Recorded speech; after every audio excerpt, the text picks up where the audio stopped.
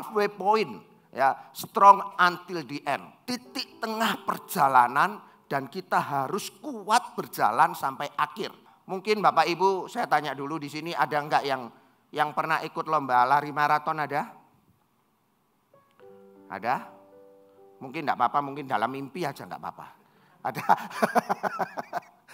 Ya, nah, biasanya kalau saya nggak pernah sih, ya saya nggak pernah. Biasanya seseorang ketika dia mau ikut lomba, ya khususnya lari maraton karena jaraknya lumayan cukup banyak, 40 km lebih, 41 atau 42 kayak gitu ya. Ketika dia mau memulai lari maraton, saya percaya sebelumnya karena saya juga punya saudara sepupu gitu, dia memang suka runner, dia memang suka lari. Ya dia persiapan secara fisik dan lainnya, intinya dia excited. Ya. Dia semangat kapan hari itu dinanti-nanti untuk dia bisa ikut lomba lari. Bahkan ketika dia mulai start awal, pokoknya bahagia kapan. Tetapi ketika di awal-awal seperti itu, saya percaya semua kita juga pasti ya, kalau ada sesuatu awalnya pasti biasanya excited. Ketika di tengah-tengah perjalanan, itu biasanya baru kroso bahasa Surabaya. Ya. Baru terasa, sanggup enggak ya aku sampai garis akhir. Sanggup enggak aku menyelesaikan ini. Biasanya mulai kelihatan kelelahan. Mulai kelihatan banyak hal terjadi. Mungkin kakinya mungkin kemasukan kerikil kecil atau mulai capek dan lain sebagainya.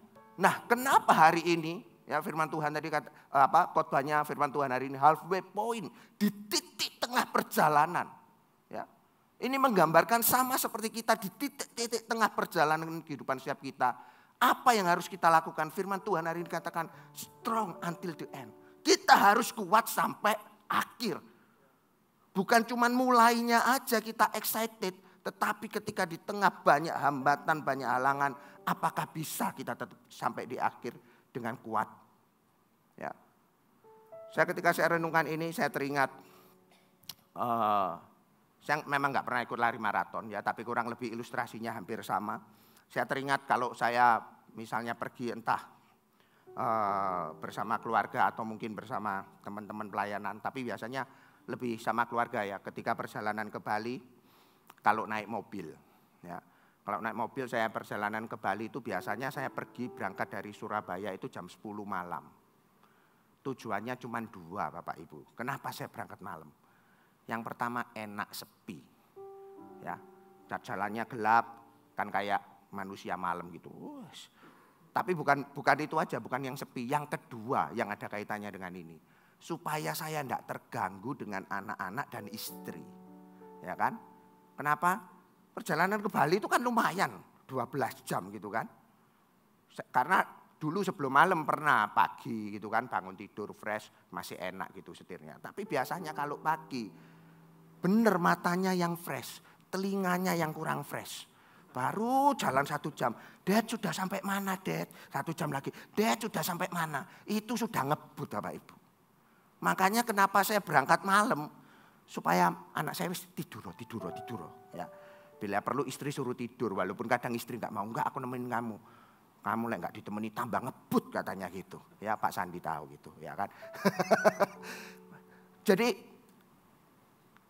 kenapa mereka sering tanya? Ya karena nggak sabar kalau kapan sampainya. Beda ketika mau berangkat persiapan, seneng, liburan ke Bali gini-gini, betul ya.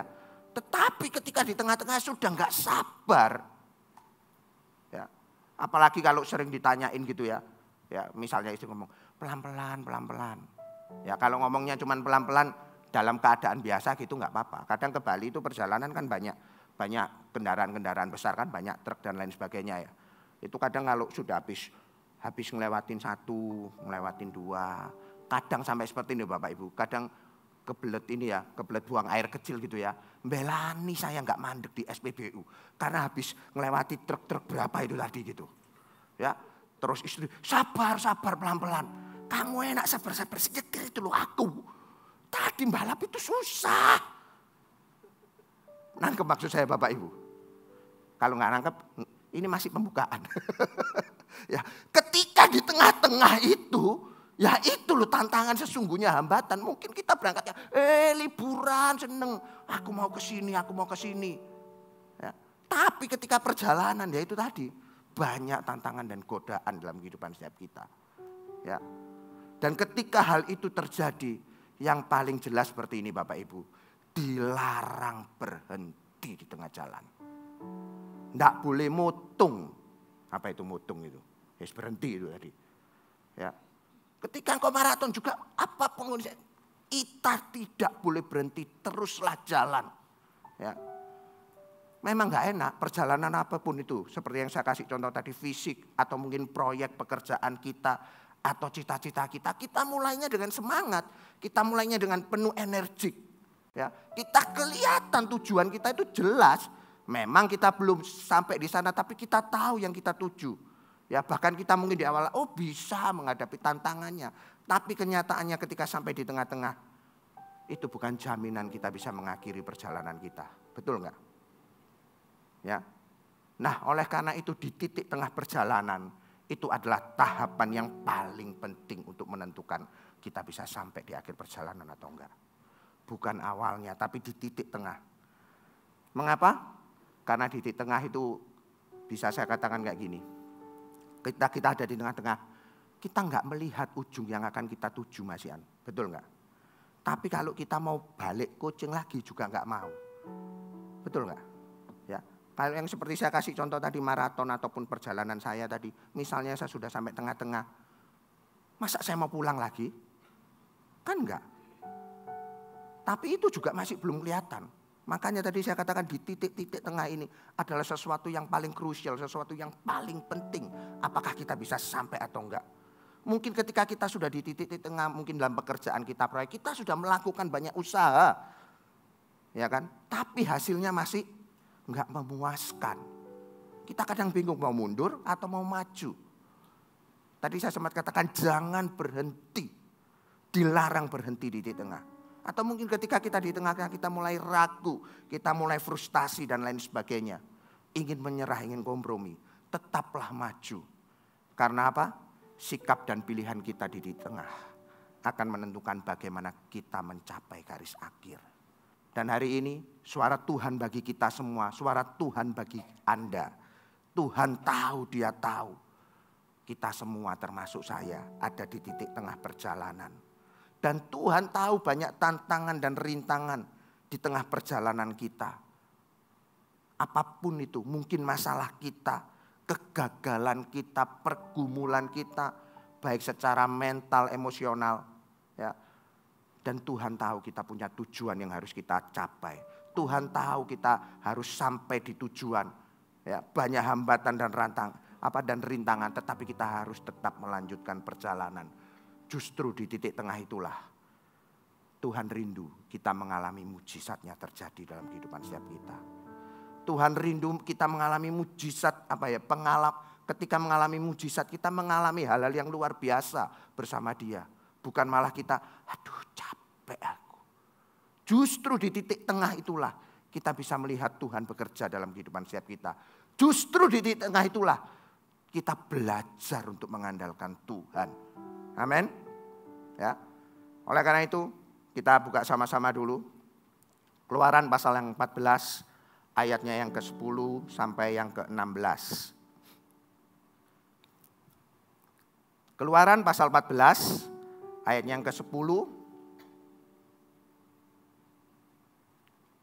Ketika Firaun telah dekat, orang Israel menoleh. Maka tampaklah orang Mesir bergerak menyusul mereka. Lalu apa? Sangatlah ketakutan orang Israel dan mereka berseru-seru kepada Tuhan. Dan mereka berkata kepada Musa, apakah karena tidak ada kuburan di Mesir, maka engkau akan membawa kami untuk mati di padang gurun ini?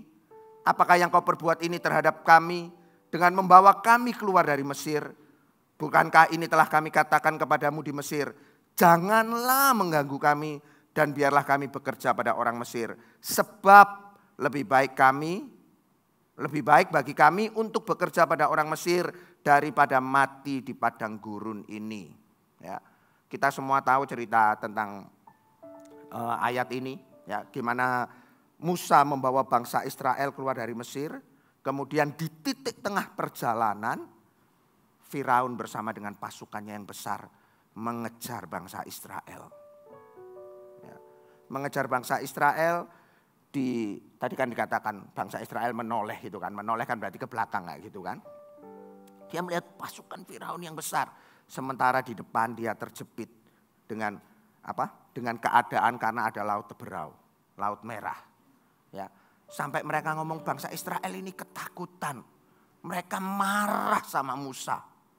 Ya.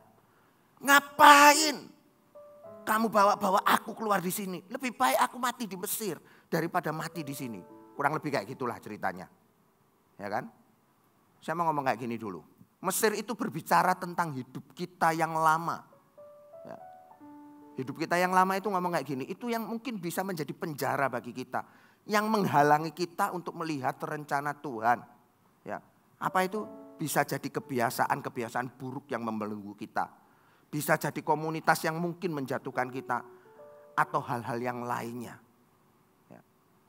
Padahal Tuhan itu mau membebaskan kita dari kebiasaan-kebiasaan buruk kita. Tuhan mau membuat kita itu memperoleh komunitas yang bisa membangun hidup kita. Dia bawa kita pergi keluar dari Mesir. Ya. Tetapi ketika Tuhan bawa memang masih belum sampai apa yang Tuhan mau. Ketika di titik tengah kita kembali noleh di belakang. Dan kita merasa ngapain aku harus ke situ. Mungkin sama seperti bangsa Israel. Enakan aku di Mesir. Seberapa sering kadang kita seperti itu. Kadang kita berpikir enakan hidupku yang dulu. Ya kan, nipu dikit-dikit enggak apa-apa. Yang penting aku bisa makan, bisa minum. Sekarang aku ikut Tuhan, mulai berkata jujur, ya, mulai bertobat dan tidak senggol kanan, tidak senggol kiri, berjalan lurus seperti yang Tuhan mau. Hidupku malah nggak bisa makan, nggak bisa minum. Mungkin itu contoh yang bisa saya berikan, cuma sepintas saja. Ngapain aku kayak gini? Kan enakan dulu Tuhan, aku balik seperti dulu. Nggak apa-apa, nipu dikit-dikit. Tuhan mau membebaskan kita dari kebiasaan-kebiasaan yang Tuhan gak mau. Dari hal-hal yang gak benar. Tapi kadang kita protes sama Tuhan seperti itu. Ya. Dan saya mau katakan gini. Sekalipun Tuhan punya tujuan di dalam hidup setiap kita. Bagi saya kayak gini. Tujuan itu tidak berarti tujuan itu bisa langsung atau cepat tercapai. Tetap ada sebuah perjalanan yang harus kita lewati. Untuk menerima janji Tuhan. Saya percaya ketika kita tadi mengalami seperti ini di titik tengah. Mungkin ya enakan yang dulu Tuhan. Tuhan punya tujuan, ada prosesnya. Memang kita nggak bisa langsung sampai. Tapi percayalah Tuhan selalu menyertai kita. Ya, lewat cerita yang kita baca hari ini. Tuhan itu mau mengajar kita untuk punya respon yang benar ketika kita ada di titik tengah perjalanan. Supaya apa? Ketika kita sampai, kita melihat kita mengalami Tuhan dalam kehidupan setiap kita. Ya. Kalau Bapak Ibu baca cerita ini, beda responnya Musa dengan bangsa Israel. Ya. Mereka melihat, bangsa Israel mungkin melihat kayak gini, tantangan di depan, laut Teberau di belakang, dikejar pasukan Firaun yang besar. Mereka noleh lihat itu. Ya. Ketika kita ada di tengah, kita menoleh ke belakang, sesungguhnya kita sedang melihat situasi dan kondisi. Kita nggak fokus kepada apa yang Tuhan mau dalam kehidupan setiap kita. Beda Musa. Musa tahu, dia lihat Tuhan. Ya, apa yang dilakukan oleh Musa, ya, sederhananya kayak gini kan. Musa, walaupun bangsa Israel ngomel sama dia, marah. Bukannya apa ya? Bukan Musa, Musa nggak menghiraukan setiap mereka. Musa tidak menghiraukan, tapi Musa tetap percaya kepada Tuhan. Ya. Musa cuma ingat kayak gini, kalau Tuhan bisa membuat bangsa Israel ini keluar dari Mesir, setiap tulah yang dibuat, tulah pertama, tulah kedua, Musa fokusnya Tuhan sanggup. Bahkan ketika mereka berjalan, ya mereka dituntun mereka dituntun dengan tiang awan dan tiang api. Kalau Bapak Ibu tahu, sebetulnya bangsa Israel ini bukan satu-satunya jalan dari Mesir menuju ke tanah Kanaan. Ya, ada jalan lain, tapi kenapa kok Tuhan tuntun lewatin harus nyebrang laut Teberau? Ya. Di sini Tuhan mau ajarkan, ya, seharusnya bukan cuma Musa, tetapi kepada bangsa Israel, bahwa melihat tuntunan Tuhan itu selalu sempurna, jalan Tuhan itu selalu yang terbaik. Masalahnya bangsa Israel tidak melihat itu. Musa lihat itu ketika dia tahu di depannya laut Teberau, di belakangnya ini, dia tetap fokus kepada Tuhan. Ya, nanti lanjutannya ya ceritanya, karena sebentar lagi kita baca ayat selanjutnya. Saya mau ngomong kayak gini, mungkin bangsa Israel cepat lupa apa yang dibuat Tuhan dengan 10 tulah dan lain sebagainya. Tapi Musa ingat, dia nggak peduli dengan yang terjadi. Bangsa Israel ngomel, menggerutu, lihat laut Teberau, lihat pasukan yang ada di belakang. Musa nggak peduli itu semua. Fokus Musa cuman kepada Tuhan yang besar. Ya, ketika dia fokus kepada Tuhan, dia tahu ada tujuan yang di sana dan pasti akan sampai. Oleh karena itu, ya, kekhawatiran muncul karena kita menempatkan keadaan di sekeliling kita di antara Tuhan dengan kita. Beda dengan Musa. Iman Musa muncul karena dia menempatkan Tuhan di sekeliling situasi dengan kita. Kalau bangsa Israel dia menempatkan situasi dan kondisinya di antara Tuhan dengan bangsa Israel. Beda Musa. Musa menempatkan Tuhan di antara sekeliling itu dengan bangsa Israel. Fokus Tuhan Musa melihat benar bahwa Tuhan itu sanggup melakukannya. Ya, seharusnya ketika kita ada di titik tengah perjalanan itu, kita mempunyai mental yang sama, respon yang sama yang seperti Musa lakukan. Amin. Saya lanjutkan, lanjutnya ayat yang ke-13 dan 14 Keluaran. Tetapi berkatalah Musa kepada bangsa itu, ya, lihat ini, janganlah takut, berdirilah tetap dan lihatlah keselamatan dari Tuhan. Ini tadi, Musa fokus kepada Tuhan, makanya dia ngomong seperti itu.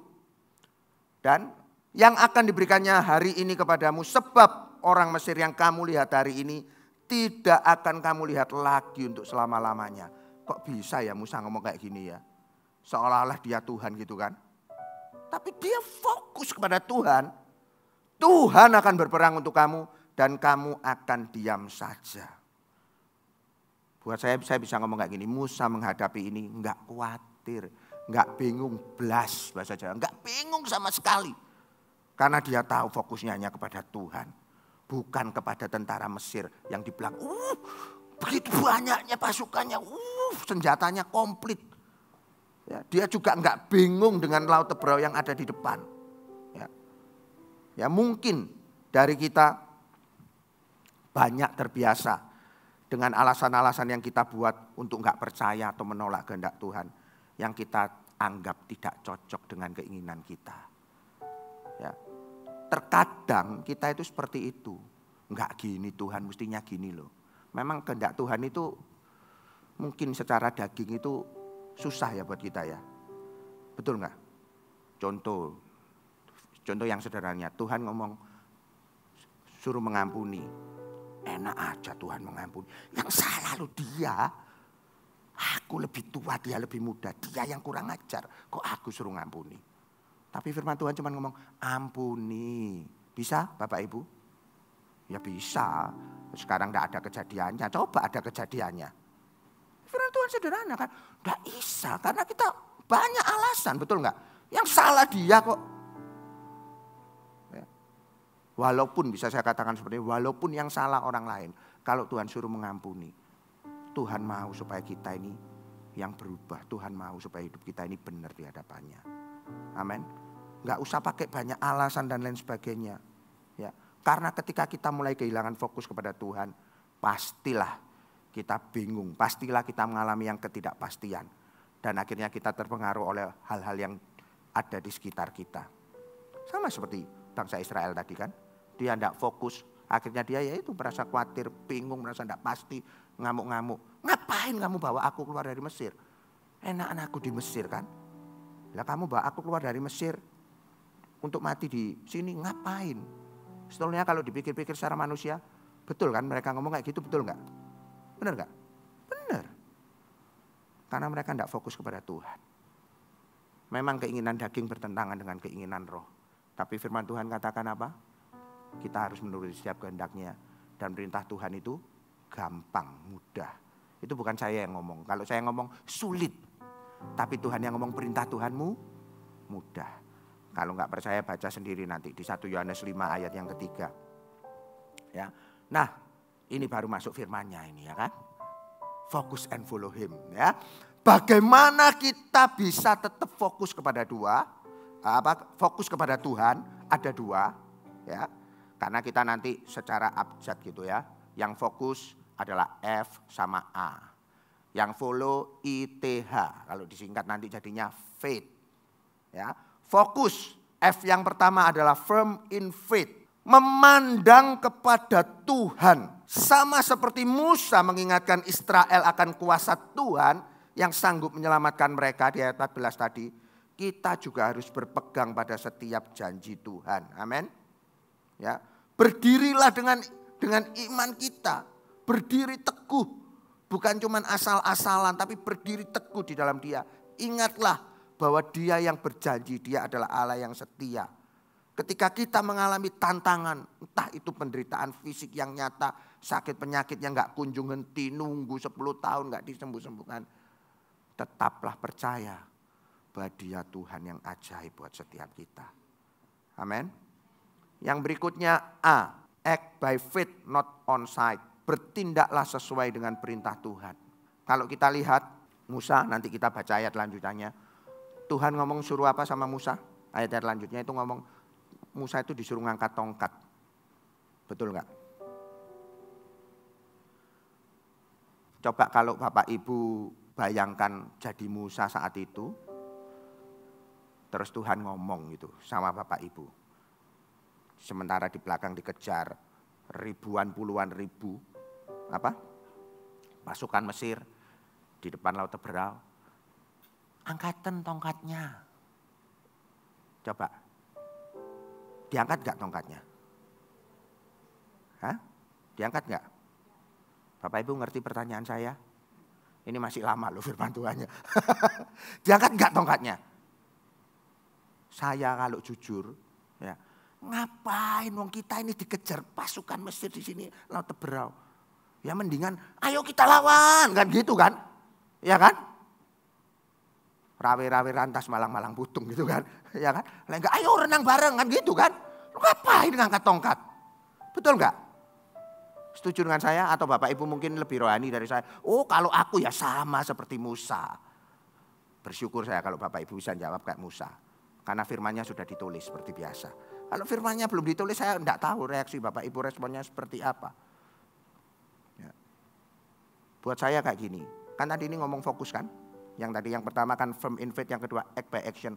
Saat kita fokus kepada Tuhan, maka Anda akan dapat menghadapi setiap tantangan dan sikap dan perasaan yang berbeda karena Anda tahu ada Immanuel, Allah yang beserta dengan kita. Ya. Oleh karena itu sesuaikan hidup kita dengan kehendak Tuhan, lakukan berdasarkan dengan iman, bukan dengan atas dasar ketakutan, bukan dengan atas dasar realita yang kita lihat seperti bangsa Israel lihat pasukan Mesir, Laut Teberau dan lain sebagainya. Ya. Meskipun kita nggak ngerti, sama seperti Musa nggak ngerti, ngapain aku disuruh angkat tongkat? Ya. Tapi percayalah, Dia selalu punya rencana dan kehendak yang terbaik buat setiap kita. Amin. Mungkin kita nggak ngerti. Saya sering ngalami kayak gitu, ngapain sih Tuhan kayak gini-gini? Ya kan? Yang simpel-simpel gitu loh, Tuhan tiba-tiba langsung gitu. Jarang kan kita mengalami langsung dari Tuhan kan. Biasanya prosesnya panjang gitu kan. Tunggu kita nangis gulung-gulung gitu. Gulung-gulungnya masih belum sampai, masih terus gulung-gulung. Ampun Tuhan, ampun, kapan? Betul nggak? Tapi percayalah Tuhan punya sesuatu di ujungnya itu selalu baik buat setiap kita. Amin. Ya. Saya lanjutkan dulu Keluaran 14 ayat 15 sama 16. Menyeberangi Laut Teberau, berfirmanlah Tuhan kepada Musa, mengapakah engkau berseru-seru demikian kepadaku? Katakanlah kepada orang Israel supaya mereka berangkat. Dan engkau angkatlah tongkatmu dan ulurkanlah tanganmu ke atas laut dan belahlah airnya sehingga orang Israel akan berjalan dari tengah-tengah laut di tempat kering. Ya. Walau di dalam situasi genting, Musa nggak ikut melakukan seperti yang bangsa Israel lakukan. Ya. Mungkin tadi seperti bisa saya katakan Musa mungkin, ayo siap-siap kamu bentuk tim ini, nanti perang. Kamu yang arah timur, kamu yang arah barat. Musa nggak lakukan seperti itu. Ya. Nggak buat rencana apa? Nggak tahu saya mungkin nggak buat rencana untuk apa? Bikin apa? Perlindungan dan lain sebagainya saya tidak tahu. Tapi Musa tahu dia cuma fokusnya hanya kepada Tuhan dan dia follow. Dia hanya belajar taat untuk melakukan setiap perintah Tuhan. Amin. Ya. Oleh karena itu saya bisa katakan seperti ini. Untuk menjadi anak Tuhan yang kuat. Ya. Untuk menjadi anak Tuhan yang kuat bukan ditentukan oleh seberapa lama kita sudah jadi anak Tuhan. Bukan ditentukan oleh seberapa lama kita jadi orang Kristen. Tetapi untuk menjadi anak Tuhan yang kuat ditentukan oleh seberapa taat kita mengikuti kehendak Tuhan. Nangkep maksud saya Bapak Ibu? Bukan saya karena jadi anak Tuhan sudah 20 tahun engkau bisa jadi dewasa dalam dia. Bukan. Tapi seberapa taat engkau dengan Tuhan engkau akan menjadi dewasa di dalam dia. Engkau akan menjadi kuat di dalam dia. Dan itu ujiannya selalu ada di titik tengah-tengah. Kalau di titik awal gampang ketika kita bertobat terima Tuhan Yesus. On fire.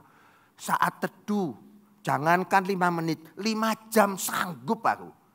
Di titik tengah. Jangankan 5 jam. 5 menit aja aku gak sanggup. Betul gak? Saya gak nyinggung Bapak Ibu. Tapi nusuk ini. Gitu kan? Ya kan? Bangun pagi-pagi. Hari Rebu following Jesus. Tidur aja. Nanti kan bisa jam 10. Toh masih di YouTube. Betul gak? Itu anak Tuhan yang sudah biasanya di titik tengah. Kalau di awal-awal, kapan ya following Jesus lagi ya? Kalau bisa jangan Rebu, Rebu, Kamis, Jumat, Sabtu, Minggu. Yang syuting yang capek.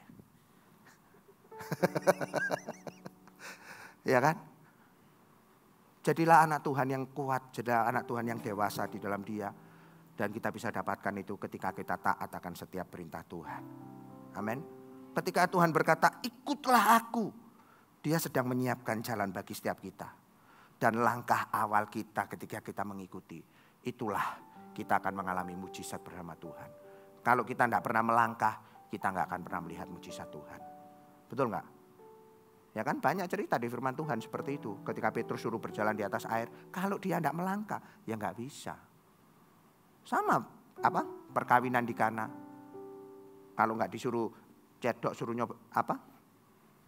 cedok terus suruh berikan kepada itunya kepala pesta, yang nggak akan terjadi mujizat. Tapi ketika melangkah, Tuhan sudah menyiapkan bagi setiap kita segala sesuatu yang baik. Ya. Ketaatan kita kepada Tuhan, walaupun tidak ada korelasinya atau tidak ada hubungannya dengan jawaban masalah kita, justru itu alasan bagi Tuhan untuk memberikan mujizat. Sama seperti tadi itu loh, nggak ada hubungannya. Musa suruh ngangkat tongkat itu nggak ada hubungannya, nggak ada korelasinya. Tapi taat aja, disitulah itu mengalami mujizat. Ya. Dan saat-saat seperti itu, belajarlah setia mengikuti Dia. Jaga iman kita, jaga kekudusan kita. Dan terus mengasihi Dia, walaupun dalam keadaan terjepit, keadaan gak enak sekalipun. Itu sesungguhnya kita sedang memberikan ruang bagi Tuhan untuk mengerjakan mujizatnya terjadi dalam kehidupan setiap kita. Amin. Dan ketika kita belajar mengikuti Dia, Tuhan tidak berubah. Sesungguhnya kita yang diubahkan oleh Tuhan. Amin. Sama seperti yang tadi saya ngomong itu loh. Kalau kita disuruh mengampuni, Tuhan tetap dia nggak berubah. Tapi Tuhan mau hati kita yang berubah. Ya, alasan sederhana. Misalnya kalau Bapak Ibu tetap tidak ngampuni, menyimpan rasa marah, rasa benci. Yang rugi siapa? Yang rugi diri kita sendiri. Bukan orang yang mau Tuhan suruh kita ampuni. Bukan, yang rugi kita. Tapi kita akan kadang bersikeras gitu. Gak bisa. Gak apa-apa aku sakit, gak apa-apa aku mati, gak apa-apa. Kadang gitu kan. Yang penting aku gak mau ngampuni dia. Tuhan mau kita yang berubah karena dia gak berubah. Amin. Ya. Nah, lanjut. Bagaimana kita follow Jesus? Hampir selesai Bapak Ibu, tenang ya. Kalau tadi fokus F sama A, sekarang follow Jesus ada 3. Ya. Menjalani setiap proses hidup bersama dengan Tuhan itu,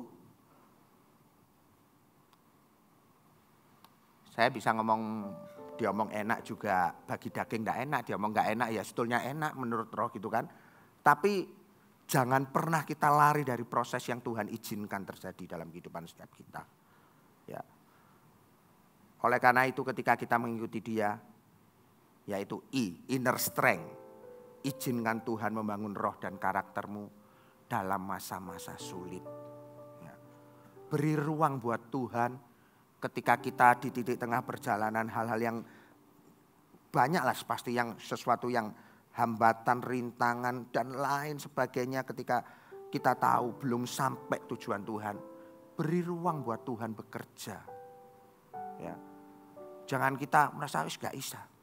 Kenapa saya ngomong kayak gini? Kadang ini bahasa saya ya Bapak Ibu ya. Kadang kita ini merasa Tuhan ini kok sentimen ya ambek aku ya. Kadang kita merasa seperti itu. Ya. Kalau mungkin itu yang terjadi buat hidup kita. Saya mau katakan kasih ruang buat Tuhan.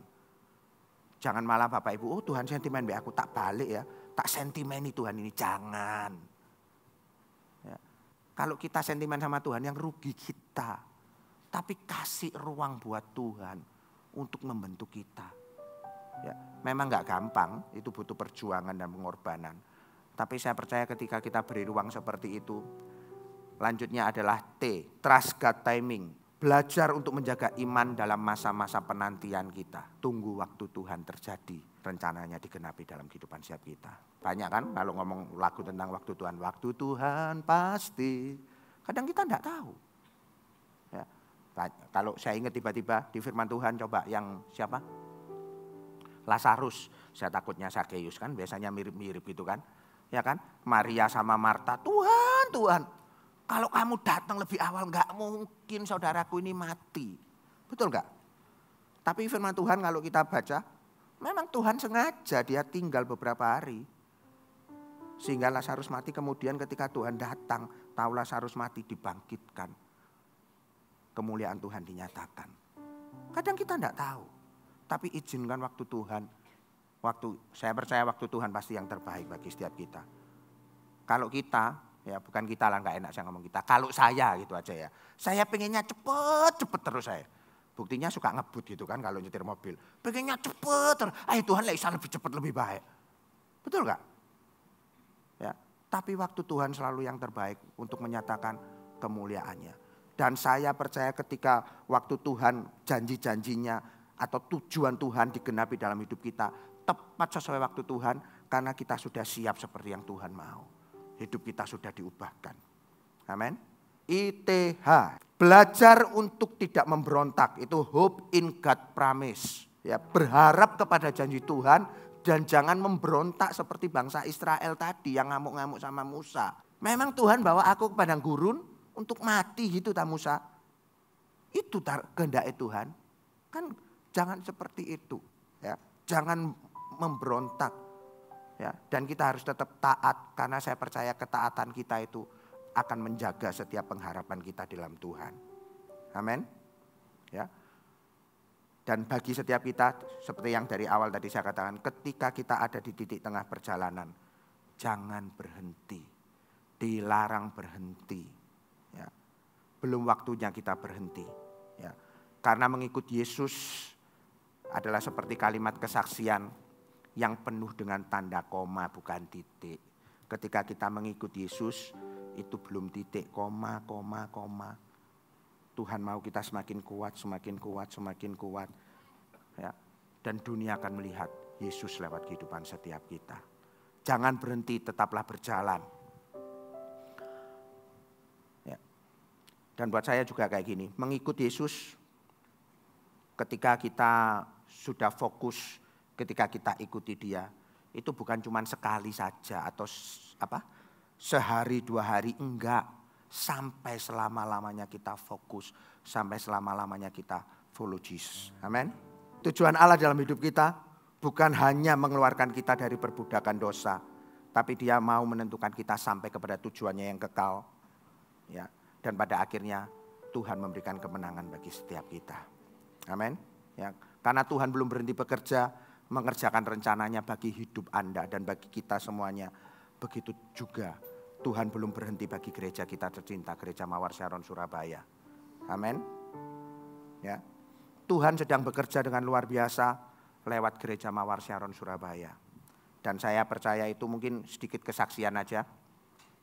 Saya hari Minggu yang lalu baptis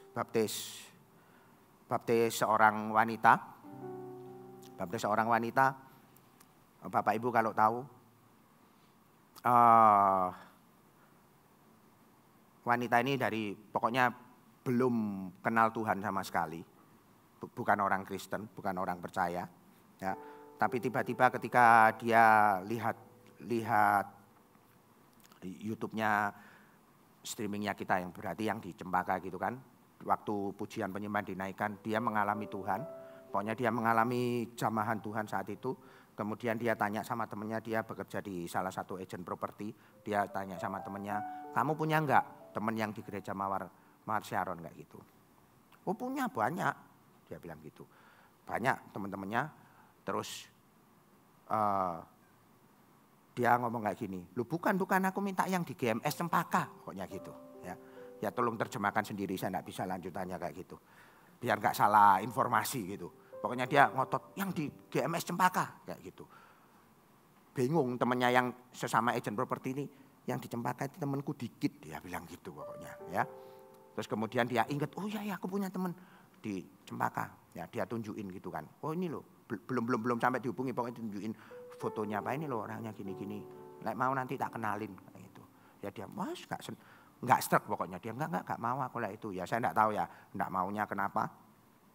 Singkat cerita, kemudian dia bingung. Sudah temanku di GMS Cempaka dikit, nemu satu kok ya sih ditolak kan gitu kan. Bingung muter otak lagi, akhirnya ketemu lagi dia. Ya, ketemu lagi istri saya temannya. Ini loh. Akhirnya, oh kalau ini saya mau. Yes, pokoknya singkat cerita di follow up sama istri saya. Kemudian kita ajak ke gereja, kita ajak CG. Enggak lama lah, kurang lebih 2 bulan. Ya baru kemarin itu menyerahkan diri menerima Yesus sebagai Tuhan dan Juru Selamat. Saya mau cerita seperti ini bukan karena istri saya, bukan karena saya, tapi ya semua di CG teman-temannya. Poin saya cuma kayak gini loh, Tuhan itu belum berhenti bekerja buat Gereja Mawar Sharon Surabaya. Tuhan bisa datangkan orang seperti itu ketika PAW loh. Enggak datang gini, itulah enggak Tuhan siapa. Dan bisa dipertemukan dengan ya istri saya, dengan teman-teman CG dan lain sebagainya. Kalau enggak Tuhan siapa? Ya. Dan saya percaya ya hari ini saya ajak kita semua nanti ya, Tuhan bekerja secara luar biasa lewat Gereja Mawar Surabaya. Kalau kita sendiri sedang ada di tengah-tengah perjalanan untuk melakukan visi Tuhan, ya, untuk memenangkan jiwa, untuk membangun orang percaya, kita nggak akan pernah berhenti, kita akan bergandengan tangan sama-sama untuk menjadi anak, untuk menjadi murid dan menjadi duta besar. Ya. Supaya ngerti yang saya katakan ini, saya mau tanya dulu. Visi Gereja Mawar Sharon Surabaya apa? Yang bisa jawab nanti saya langsung selesai doa. Yang nggak bisa jawab tak lanjutin omongan saya nanti. Ayo apa? Ayo PPT-nya jangan dinyalakan dulu. Nanti semua tahu nanti. Ayo apa? Nah, atau saya kasih waktu berdoa? Ayo. Nah itu. Itu paling gampang sih ngomongnya, gereja sel yang apostolik dan profetik itu paling gampang ngomongnya. Tapi kita sudah terjemahkan. Kalau Bapak Ibu datang ke Cempaka biasanya kelihatan tulisannya besar. Dulu kalau masih di Sibek juga tulisannya besar. Nggak tahu Bapak Ibu cuma datang lewat aja, nggak pernah dibaca, mungkin ya nggak tahu. Ya, tapi nggak apa-apa dah. Nanti daripada nggak pulang kan saya juga ngomong terus juga capek ya, saya bacakan aja ya. Visi kita Gereja Mawar Sharon Surabaya adalah gereja yang diutus. Ini sama ya, gereja sel yang apostolik dan profetik. Tapi kalau ngomong penjelasannya apa supaya lebih gampang bahasanya, kita ngomongnya seperti gereja yang diutus untuk menyuarakan kebenaran dan berdampak bagi dunia melalui pemuritan. Kita yang asalnya dari orang yang belum kenal Tuhan, kita jadi anak. Dimuridkan, kita jadi murid. Setelah jadi murid kita diutus untuk menyuarakan kebenaran bagi dunia dan berdampak. Betul enggak? Muter lagi mulai dari situ sampai akhirnya lewat pemuridan bertumbuhnya. Kalau kita semua, saya percaya Bapak Ibu kalau ditempatkan di sini semua, kita di dalam kehidupan kita ada di titik tengah perjalanan. Dan kalau Bapak Ibu ditempatkan di Gereja Mawar Sharon Surabaya, kita juga ada di titik tengah yang sama, belum berhenti. Tuhan pakai kita untuk membawa gereja kita sampai kepada tujuan yang Tuhan mau. Amin. Ya. Dan saya ajak kita nanti kita doa sama-sama.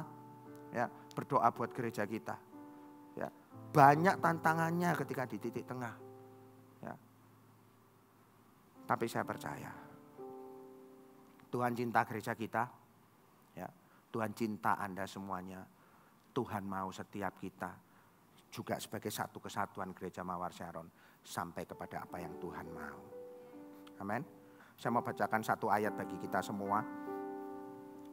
Filipi pasal yang pertama ayatnya yang ke-6.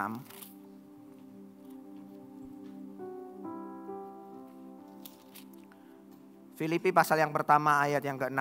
Ini adalah Paulus, tulisan surat Paulus ketika dia ada di penjara. Paulus ngomong seperti ini.